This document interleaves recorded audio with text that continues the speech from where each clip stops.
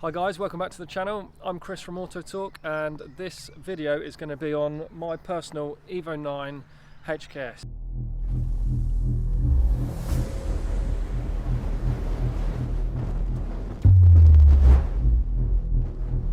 So what we're going to do in this video is we are going to do a bit of a walk around of the car and do a general sort of buyer's guide. So if you're looking for one of these Evo IXs or an Evo in general, I can give you some tips on what to look for. Okay, so this car, like I say, this is my own personal car. I've had it for probably 2 or 3 years now, and it's always been one of my favourite Evos. The Evo IX particularly because of the MyVec engine, but also because the HKS 360, it makes it a bit more desirable, a little bit more sort of a classic now, modern day collector's car, I'd say. This Evo has probably got the longest name in Evo history, so the full name for it is Mitsubishi Evolution 9 MR FQ360 by HKS.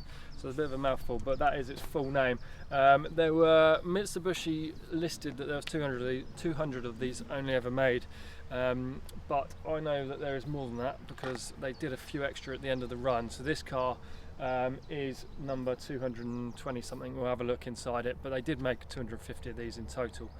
So it is a really limited car, and in my opinion it is probably the best Evo ever made. Big statement, but I've owned all the Evos apart from an Evo 1 and 2. So I personally owned all of these Evos. Being an Evo specialist garage, that obviously I've been in and around these cars for the last 20 years basically, so I've tried and tested them all, and this is why I've owned this car, probably because it's always one that's always been up there for me. I think it's still got the characteristics of like the earlier Evos, so it's a real nice driver's car still, and not too modern and too refined like some of the later cars. But yeah, what makes this car so special, I suppose, is what we need to talk about in this video, because we've got so many different variations of Evo, but this Evo IX HKS is like I say, the top model for the Evo IX, so it's probably worth knowing what the differences are between the HKS and the non-HKS. Exhaust and performance, it's got HKS exhaust,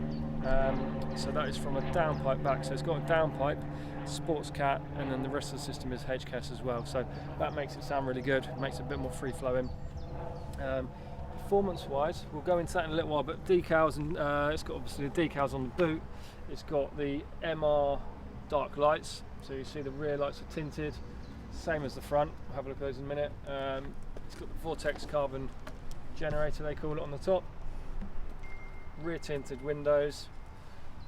Standard form, it has a 17-inch Speedline Turini wheels. These ones particularly are nice. They've been fully refurbished back to the original sort of standard, so they've got all the stickering on it. They've even got new centre caps, so they look really smart. Covered in Michelin Pilot Sport tyres, so great combination. FQ360 has a carbon front splitter as standard, and then the darker headlights as well. The Evo 7 and 9, 7 to 9 have sort of silvery chromy looking lights, but the MRs have darker light. One other thing on the MRs that I did speak about to someone previously, I didn't actually know, but the panels are aluminium. Bonnet, wings and roof are aluminium. The way you can tell it's an aluminium roof, if you look at other Evos, is this ridge on the top. So it's got a ridge running along the length of the roof, both sides.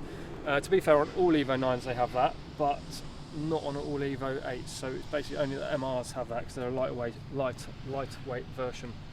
MR meaning Mitsubishi Racing. To buy an Evo 9, there's quite a few variations of them, UK cars and imports. So we started at the top with the HKS one, but if you go towards the lower power models, they came out as a 300. So there was an FQ 300, 320. There was a 360 non-HKS, which is same power, a few differences. And then, yeah, like I say, this is the top spec one, the HKS MR. So yeah, there is 4 different ones, UK cars. If you go into the Japanese market, there's loads, GSRs, there's wagons, there's autos. Yeah, there's quite a lot, so it gets quite confusing, but we'll stick to the UK market for this video. Okay, so under the engine bay, differences on the HKS version is HKS hard piping.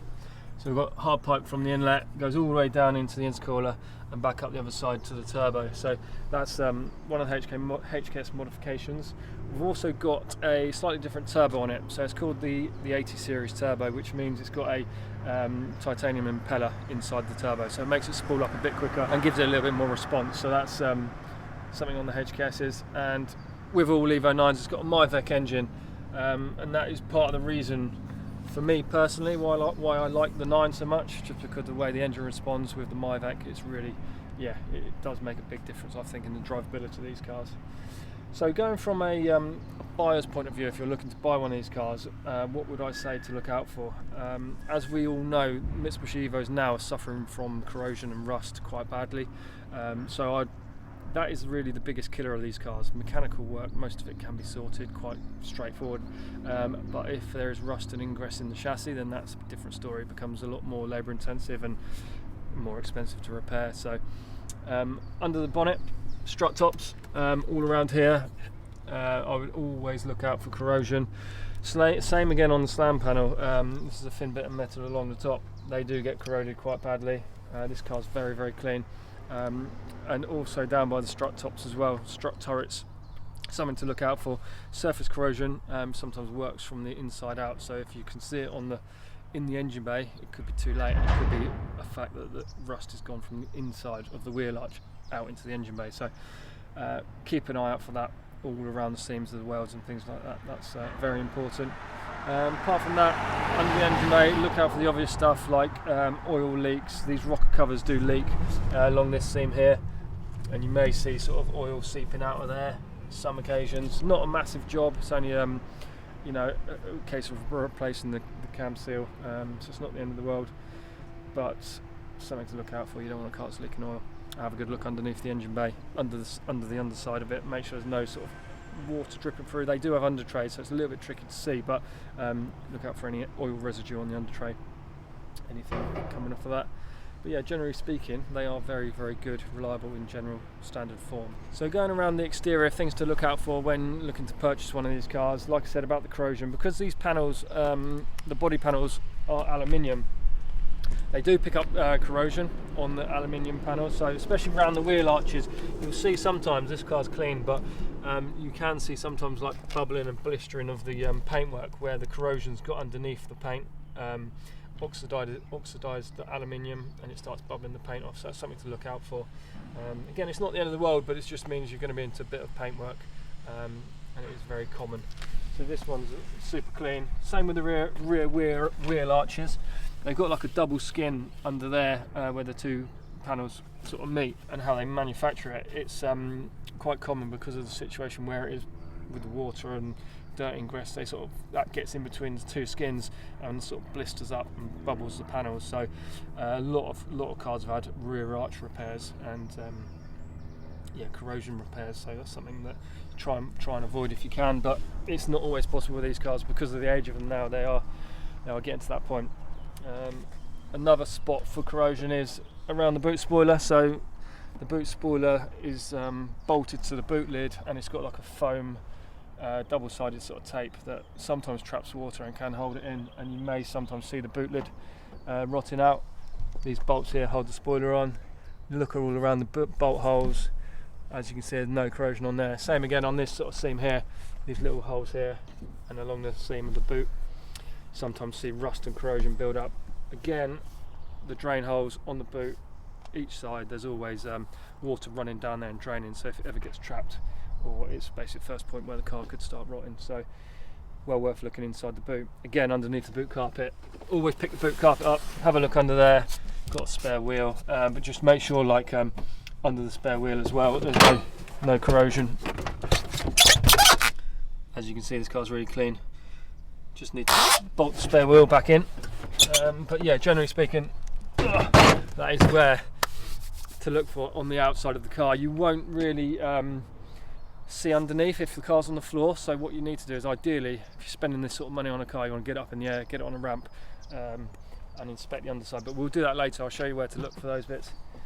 An easy one to check as well is actually the doors.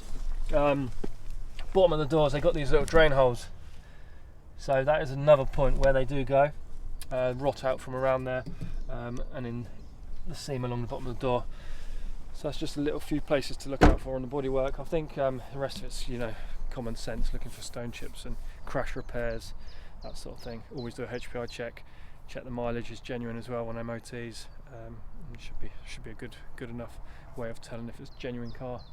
So I think what we'll do now is we'll take it out, take it up the road. I'll let you know what to look out for, listen out for, and how the car drives. Okay, now we're inside the cockpit. We're going to give it a run. Always good to drive these cars from cold, so what I would suggest if you are viewing one, going to buy one, is ask for the owner to leave it cold. So it's something I always do, is like to feel how they are cold, and then give it a good drive, get up to temperature, and then you can see how the car changes, because particularly these gearboxes are a little bit clunky, a little bit sticky when cold. You just want to make sure they're not crunching or grinding when you do take it down the road from cold. So yeah, let's give it a fire up. Obviously make sure it starts okay, make sure there's no smoke coming out the back of it, and obviously check the gauges when you are driving it as well, making sure it's not overheating. They're not massively common for overheating or head gasket issues, but we have done a few in the time, especially now some of these are getting a bit older, a bit higher mileage. It's definitely something well worth keeping an eye on. So this car is cold, and we will give it a good drive. So first to second gear is always the notchy one. I always find you need to give it a good 5-10 minute drive before it really loosens up and you can actually change the gear whilst with a bit of speed, a bit of pace. But when it is cold, I always just put the clutch in, pull the gear stick as you were to change gear, but just let it almost find itself before trying to force it in. But that is all the Evos are like that when cold. I've not found one that's not a little bit stiff when cold. So I'm just heading out now to some country roads just to give it a little bit of a spirited drive. But what I noticed instantly with the HKS is the fuel pump. I don't know if you can hear it from the camera, but it has got an upgraded HKS fuel pump in this car as standard, and it is, yeah, noticeably louder from getting into this Evo compared to another Evo. So that's something you may notice, and that's also part of the spec, is obviously an upgraded fuel pump to handle the additional power it's got. So they have the 2 litre 4G63 turbocharged engine. But the difference with the 9, obviously, like I said, outside was the Myvec cylinder head, so it has got variable valve timing to a certain degree, which I find really responsive. It gives it loads of low down torque as well, combination of the Myvec and the HKS turbo. So yeah, really impressive. This car, I find, drives lovely. It's one of those cars you can drive, normally. It feels like like I say, it's an older car now, but it doesn't feel loads and loads different to like modern day stuff. It is really well put together, and I think half the reason I enjoy these Evo 9s is because it is not of that era where you do feel like you're in an old car. This car feels like, it still feels current, really, in the way the performance is delivered. Yeah, we've got a manual gear stick, but there's still cars out there now being made with manual gear sticks. So I think it's fantastic, and that is what ticks a lot of boxes for me personally, is that you can use this car, as a daily if you wanted to. Whereas I think some of the earlier Evos, one, they're super rare to get a good one of those that that's not rotten, and something you'd want to use on the road all the time. So this is a good middle ground between a sort of future classic and a modern day classic car that you can actually still use, and that is one reason I really do love this car. So I've been driving this car now for about 10 minutes. We're up to temperature. The water temp gauge is at medium, and with the 360s, the HKS and the non-HKS, they do come with dials inside the cabin. So I've got 3 gauges down here. I'll show you shortly. But we've got battery voltage, we've got coolant temp, and we've also got oil temperature, which is sorry, we haven't got oil temperature. We've got coolant temp, and we've got boost gauge. So it's nice to get a feeling of both the water temperature and the oil temperature. Now the engine's safe and it's up to temperature, so have a little bit of fun with it. So that's just 4th gear. That's what I'm saying about the torque, is I'm in 4th gear going sort of 2,500 RPM. You put your foot down and you can instantly hear the turbo spool.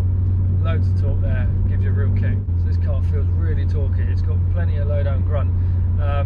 It's got 366 horsepower, about 360 foot-pound of torque. So I'm in 4th gear now. 2,500 revs, put my foot down, turbo spools up, gives you a nice pull, 5th gear, fantastic. Feels really, really capable. Even to modern day standards, this car's amazing. Loads of boost, loads of torque, incredible. I love these cars so much, especially on these country B roads. They're amazing. They are amazing. They just don't make cars like this, and as whoever knows about these cars, they just don't make cars that feel like this anymore, unfortunately. But it's so sharp, so nimble, and it feels so precise. The turn-in ability on these cars is amazing.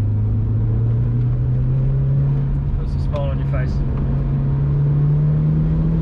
Yeah, amazing. Love it, love it. So yeah, generally speaking, from a buyer's guide point of view, if you are test driving a car, you want to make sure gearbox is smooth, there's no noises, no whines, no crunches.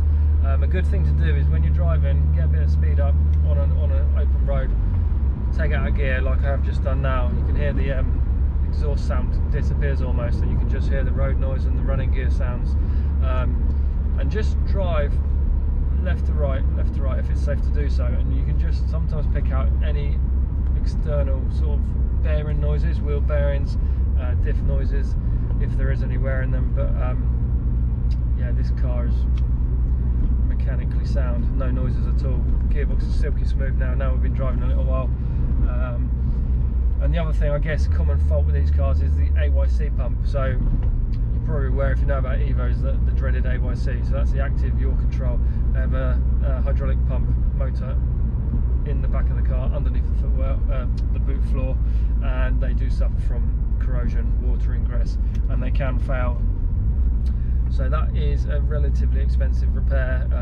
We do at the garage a drive-in drive-out service for an Evo 789. It's about £1,400, £1,500.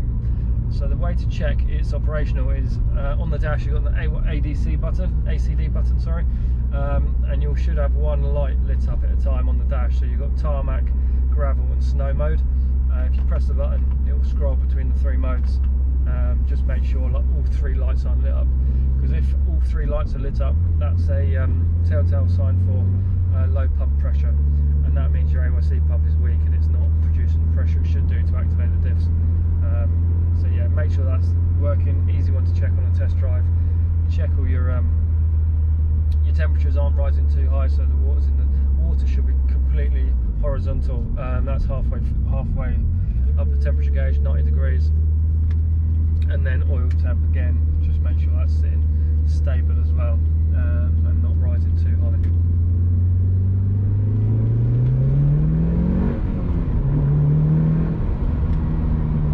And when you give it a little bit of throttle like that, it's good to check and know if the clutch is actually holding all the power as well. Ideally, if you can get on a decent sized road, get it in 5th gear, hard accelerate from there. You know, within safe working limits, but you can. That's probably the higher the gear, the better way to check if the clutch has got any wear or slip. If it is slipping, then you'll obviously know about it. Revs will go up, and you won't gain any extra speed. So yeah, I think that's it from the things to look out for on a test drive. Really, like I say, it's all mechanical stuff really, and it's all these Evos, because we work on them day in day out. We know that there can be lots and lots of issues with the cars that are a bit older, higher mileage, but everything's you know, repairable. We've still got great supply of parts, great contacts for all these bits and pieces, so there shouldn't be any concern really. If you know, you may find a really nice car that may have a bit of a whine or a crunch or something like that in the gearbox, but don't be completely put off with it, because it is all repairable. Something you can, if you're looking to buy one, by all means come through to us, give us a call. I'm happy to talk to anyone that may need some advice, buyer's guide on what they're looking for. Even if they're on the test drive and they have a problem, feel free to pick up the phone if we're in working hours. Call the workshop, and then I can try and put your mind at rest, or give you an idea of what it may cost to get it put right. But yeah, they're few and far between now, unfortunately, these cars, to try and find a nice one. But they are out there. They are demanding a good premium.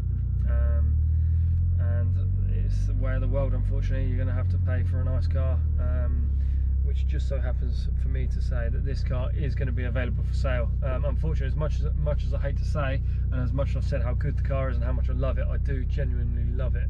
I'm just not going to be able to hang on to it forever because I've got other Evos and I've got other projects I need to take on. So by the time this video is out, this car will probably be up for sale. So check out my sister company, atpcars.co.uk, and you'll see, we'll put a link below in this video. We've actually got this car and another HKS for sale, so got two available. This car is 47,000 miles on it. It's got 3 previous owners, and it's going to be, like I say, up for sale very shortly. But I'm going to take it into the workshop now. We'll get up on the ramp and I'll show you what to look out for when we get underneath it. So while we're going up in the air, I thought I'd just mention about the calipers, the typical Brembo Evo calipers. With heat and age, they just go pink. The lacquer lifts off the caliper, and sometimes it really lets the look of the car down. But these are all quite clean, all genuine originals as well, so they haven't been actually refurbished. So it shows how clean this car is. Okay, so the car's up in the air. I thought I'd just give you an overrun of what to look out for on buying one of these cars. So this car in particular, it's totally original. It's not been refurbished. It's not being restored, it's just as I bought it and as it came from the factory, really. So in one way it's quite nice to see it in original form because you know nothing's been covered up or hidden, but there is signs of surface rust. There is a little bit of corrosion on, like the anti-roll bar, that sort of thing. Steel components that do corrode and do get a bit rusty from, you know, so obviously however old it is. What is it? 2007. I'll work that out in a minute. So this car is actually 16 years old. We've just worked out after a little bit of maths, but there is obviously signs of surface corrosion, which you will find out on all of them unless they've been fully restored. So a couple of things to look out for up here. AYC pump. That was the pump that I was telling you about earlier. It's located underneath the boot floor. Check out for leaks. Make sure there's nothing broken on it. They're quite well protected with a metal box, but they do leak once they get really bad and corrode and fail. So something to look out for is fluid in that corner. Again, with the rear diff, just check all the seals. AYC pipes going into it, drive shaft seals as well. Again, this car's dry, so it's mechanically fine. You get a lot of bushes and bits and pieces under here as well, so it's good to get a mechanical inspection done before buying one of these. But we do get common, like rear trailing arm bushes and toe arm, camber arm bushes that do wear. The other thing on this, I will show you on this one because these are original. The yellow paint on the dampers do flake off. It's a real cosmetic thing. It's nothing like structural or overly important. It's just a cosmetic thing. So the yellow Bilsteins, the paint is horrendous on them. They just flake off. So that's one thing to just bear in mind. If they look rotten, they're probably not. They're just paint's flaking. Fuel tank from standard, they have quite a thick underseal on them, so they're normally generally pretty good on these Evo 9s. At the rear of the floor pan, the thing we always talk about, we've done various videos on before, and something that the Evos do suffer from is rear chassis legs. This car's been inspected, probably quite hard to see on the camera, but chassis legs each side of the car are absolutely fine. But again, it's something to look out for if looking at a car to buy. Make sure there's no bubbling, blistering on those legs. And something a little bit further forward, which is still part of the chassis leg, up here where the subframe bolts to the chassis leg around this section here. If you don't know, it's where water can get down the chassis leg. It sits in that position and it will rot out the chassis leg from the inside out. So again, look out for blistering and bubbling on the paintwork and on the metalwork there. So that's a big one because that is an expensive job. To do the chassis legs properly, it's about 6-7 grand's worth. So ideally, you don't want to get into that whilst buying one of these. It's always nice to check the seals on the car. So these seals, they're like really nice and flat, straight, and they're still in shape. If you use like a trolley jack on a corner, it could like dent the seal and flatten it. Again, with this section here, box section here, it's nice to check that's all good. This car's got factory underseal on it, and it's got a little bit of an additional underseal underneath. Nothing too intrusive, nothing too aggressive, so it's not hiding anything. It's just a nice coating to keep the car rust free. So that's all good. Again, front end, look out for oil leaks, transmission oil leaks, engine oil leaks, and where the drive shaft's going to the gearbox and transfer box, they sometimes can cause issues. But yeah, this car's all dry. If you were to drop the plastic under tray, there is a cross member where the radiator sits. That's part of the actual chassis, and they do corrode as well. I've had this one off, had a look at it, and it's all A1. So I'm going to take the car down now and we'll go through the interior. Okay, so the interior of the 360, some things I mentioned on the driving video was these gauges. So the 360 and the 360 HKS, they all have these, which is quite a nice addition. That's one way to tell if it is a genuine 360, it should have those gauges.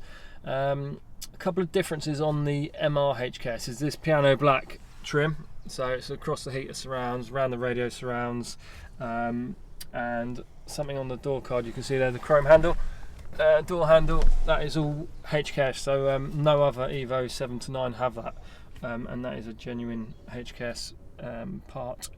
Got the badge in the middle here, so it says 9 MR FQ360, and then it's got your build number there. So this is build number 217. As I said, it's one of the later ones.